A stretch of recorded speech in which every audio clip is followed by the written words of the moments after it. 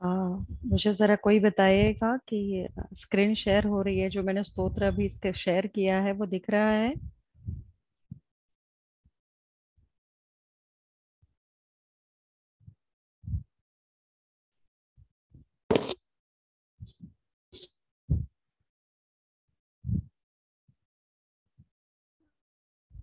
Arya, screen दिसतंय का बाळा?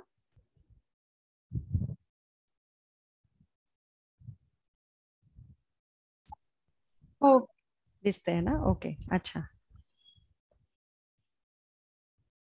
Thank you. सो सभी को नमस्कार। मैं डॉक्टर शुभांगी राणे, वास्तु एक्सपर्ट हूँ।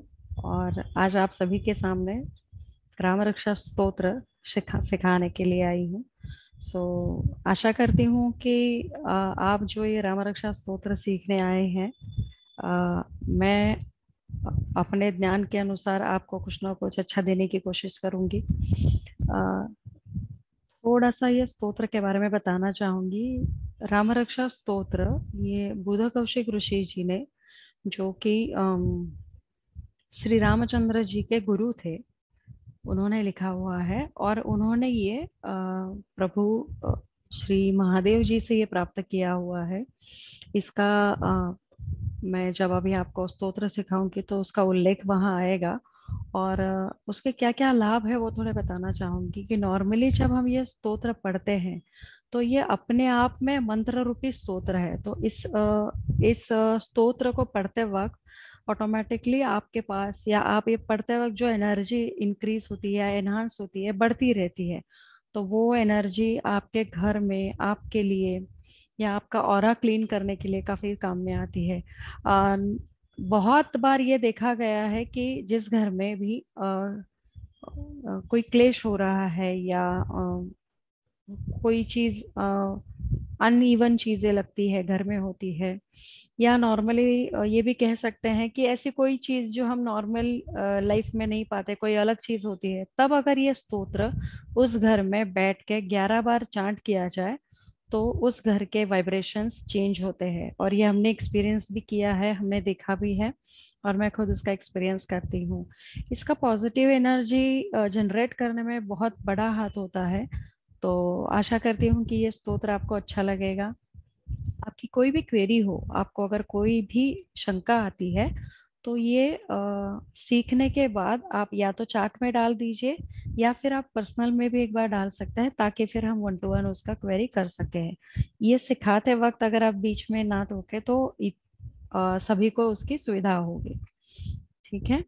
तो अभी हम ये स्तोत्र की शुरुआत जो होती है वो कैसी होती है वो जानते हैं। जैसे कि ये स्तोत्र की शुरुआत होती है श्री गणेशाय नमः। आप सभी को पता है, हमारे हिंदू धर्म में ये कहा जाता है कि कोई भी चीज हमें शुरू करनी है तो वो श्री गणेश जी के चरण कमलों से, उनके आशीर्वाद से ही होनी चाहिए। तो वो इसीलिए बापा जी का आशीर्वाद होना बहुत जरूरी होता है। सो श्री गणेश जी को नमन करते हुए हम ये स्तोत्र शुरू करते हैं।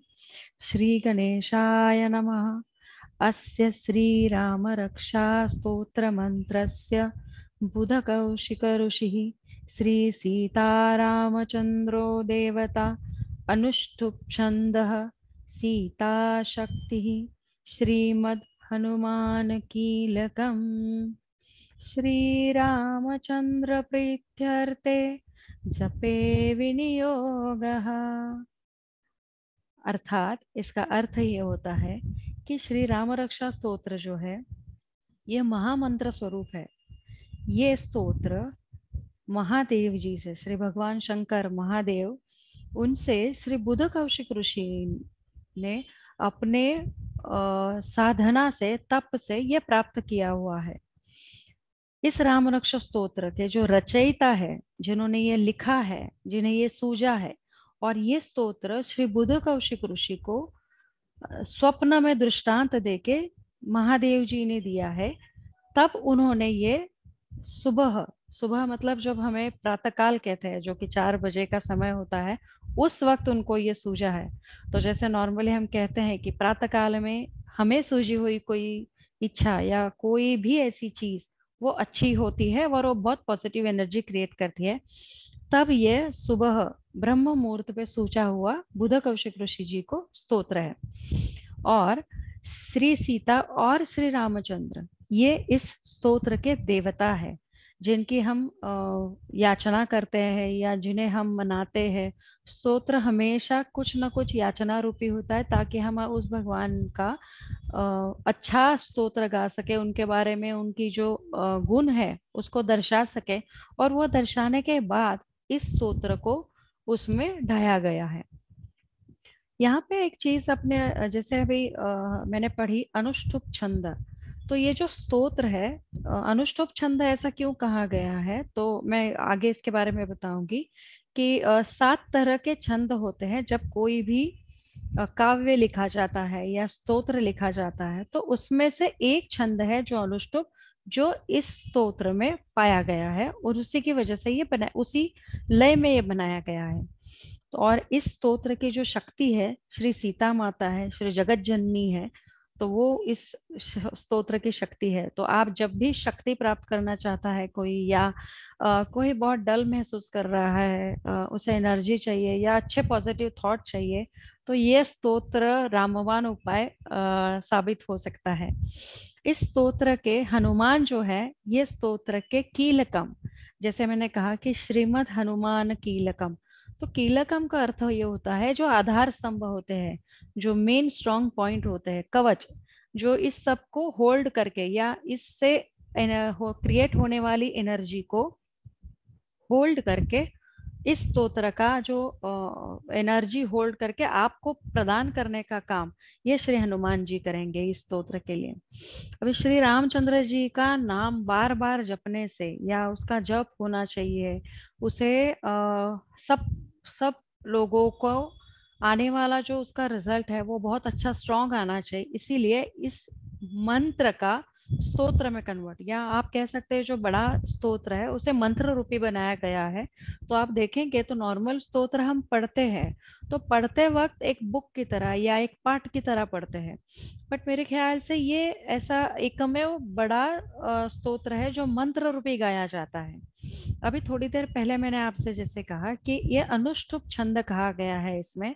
तो यहाँ पे आप देखेंगे मैंने ये इंफॉर्मेशन लिखी हुई है, ये आपको मैं हमारा ये आज का वर्ग होने के बाद मैं अपना जो ग्रुप बनाया हुआ है हमने, वो ग्रुप में मैं उसे भेज दूंगी। तो आप इसको बाद में भी देख के पढ़ के समझ सकते हैं। उसके बाद भी आपकी कोई भी क्वेरी हो तो आप मुझसे कनेक्ट कर सकते हैं। अनुष्टुप छंद ऋग्वेद में 7 छंद बताए गए हैं। अभी जैसे मैंने कहा कि 7 छंद कौन से होते हैं, गायत्री, उनिष्क, अनुष्टुप, बृहति, पंक्ति, त्रिष्टुभ, जगति, ये 7 छंद है। उसमें से जो 3 नंबर का छंद है उसको उपयोग ये राम रक्षा स्तोत्र बनाते वक्त किया गया है। ये ये जो अनुष्टुप होता है उसमें नॉर्मली 32 अक्षर होते हैं, और 8-8 अक्षर के 4 पद बनाए जाते हैं। और वो पद नॉर्मली आपने देखा होगा रामायण महाभारत या गीता, भगवत गीता के जो श्लोक है वो भी इसी पद में बनाए गए हैं। ये एक लय की अनुभूति आपको देता है। और जब आप कोई भी मंत्र उच्चार करते हैं तो वो जो मंत्र उच्चार करते हैं उसमें अगर लयबद्धता हो तो उसका जो आने वाले जो कंपन है, वाइब्रेशंस, वो जो वाइब्रेशंस या उसके जो स्पंदने होती है या कंपन कह सकते हैं, वो आपको इस स्तोत्र को एनहांस करने में मदद करती है। और उस वजह से जब आप इसको एक लयबद्धता में या एक मंत्रोच्चार के स्पंदन से अगर इसे गाएंगे या कहेंगे तो ये देवता जल्दी प्रसन्न होती है, और आपको ये स्तोत्र के जो मिलने वाले लाभ है वो बहुत अच्छे से हो सकते हैं। इस तरह से आप इस पहले श्लोक को गा सकते हैं। और अगर वो गाते वक्त आपको कोई भी दिक्कत आती है तो आप उसको धीरे धीरे धीरे समझ के अगर गाएंगे, क्योंकि इसमें मैंने हर एक शब्द का अर्थ देने की कोशिश की है, तो वो आपको सहायता करेगी इसे समझने में। तो अभी हम दूसरे स्तोत्र में जाते हैं। दूसरा स्तोत्र ये कहता है श्लोक, अथ ध्यानम ध्यायेदाजानुबाहु धृतशरधनुषा बद्ध पद्मासनस्थं पीतं वासो वसान नवकमलदल स्पर्धिनेत्रं प्रसन्नम् वामाङ्गारूढसीता मुखकमलमिललोचनं नीरदाभं नानालङ्कारदीप्तं दधतमुरुजटा मण्डनं रामचन्द्रम् इति ध्यानम्। अब ये जो श्लोक है, ये सेकंड श्लोक है, दूसरा श्लोक है। इस श्लोक को गाते वक्त ये कहा गया है कि पहले श्लोक में ये कहा गया है कि ये जो स्तोत्र है ये श्री बुद्ध कौशिक ऋषि ने रचाया है। उनकी रचना की वजह से आज हम आप सब ये ह्यूमन के लिए या मानव जाति के लिए बहुत बड़ी देन है। वो श्लोक आगे जाके श्री राम जी की प्रशंसा करते हुए उनका पूरा रामायण से लेके मतलब शुरुआत की उनकी धारणा से कि वो कैसे थे से लेके रामायण तक पूरी घटना इस स्तोत्र में पिरोई गई है। तो उसका आपको बहुत अच्छे से लाभ होगा और हो सकता है कि आपको धीरे धीरे जैसे जैसे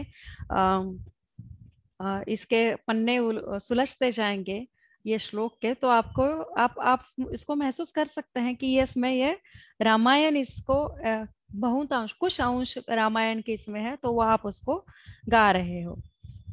इस स्तोत्र का मीनिंग ये होता है, अर्थ ये होता है कि अभी हम अथ ध्यानम, अभी हम ध्यान की शुरुआत करते हैं। ध्यायेदाजानुबाहु धृतशरधनुषम्, ध्याये दाजानुबाहु मतलब उनके बाहु इतने लंबे हैं कि घुटने तक उनके हाथ पहुंचते हैं। अजान बाहु जो कहा जाता है वो वर्ड है, तो घुटने तक जिनके हाथ पहुंचते हैं और धनुष्य बाण जिन्होंने धारण किया हुआ है। बद्ध पद्मासनस्थ, और वो इस तरह से पद्मत्त बैठे हैं कि पद्मासन के स्थान में वो बैठे हैं। और पीतम वासो वसान नव कमल धल स्पर्धि नेत्रम प्रसन्नम। पीतरंग, पीतरंग मतलब पीला, पीला वस्त्र परिधान किए हुए राम जी है। और वो इस तरह से बैठे हैं या वो इस तरह से दिख रहे हैं कि जैसे ही अभी जस्ट थोड़ी देर पहले कोई कमल की पंखुड़ियां जैसे खुद से होके उमल उमल रही है, और जो नई नई कमल की पंखुड़ियां जितनी कोमल दिखती है उतने ही कोमल उनके नेत्र हमें अभी दिख रहे हैं, ऐसा इस लाइन में कहा है। पीतम वासो वसान नव कमल दल स्पर्धि नेत्रम प्रसन्नम, अर्थात कि उनके जो कमल, नव कमल दल मतलब उनके जो नेत्र है वो नव कमल दल, कमल की जो नई नई पंखुड़ियां होती है वह काफी कोमल होती है, उसके जैसे नेत्र है। मतलब वो कमल की पंखुड़ियां से भी स्पर्धा कर सकते हैं, इतने कोमल उनके नयन हैं। इस तरह से वो उन्हें व्याख्या दी गई हुई है। वामांगारूढ़ सीता मुख कमल मिल लोचनम नीरदाभम, अर्थात नवकमल जैसे उनके है वैसे ही कायम हमेशा प्रसन्न रहने वाले हसत मुख ऐसे श्री राम, ऐसे श्री राम है जिनकी हम साधना कर सकते हैं। वामांगारूढ़ सीता, वामांग यानी कि दाएं, दाएं पग मंडल पर श्री सीता माता उनके पदमंडल पर बैठी है, और श्री राम जी है कि जी जो उनके पास उनके मुख कमल को निहार रहे हैं और उनके ही पास उनकी नजर है। फिर से एक बार हम पढ़ाते हैं। वामांगारूढ़ सीता सीता मुख कमल मिललोचनम नीरदाभम, अर्थात कि वामांगरूढ़ा दाएं पेड़ के पदमंडल पे श्री सीता जी बैठी है और श्री राम जी उनके मुख कमल को निहार रहे हैं और उनको ही देख रहे हैं।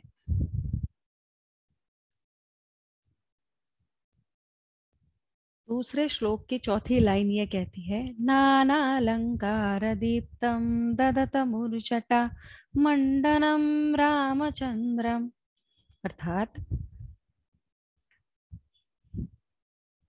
श्री राम जी के दाएं पदमंडल पर सीता माई बैठी है और उनके ऊपर श्री राम जी की नजर है।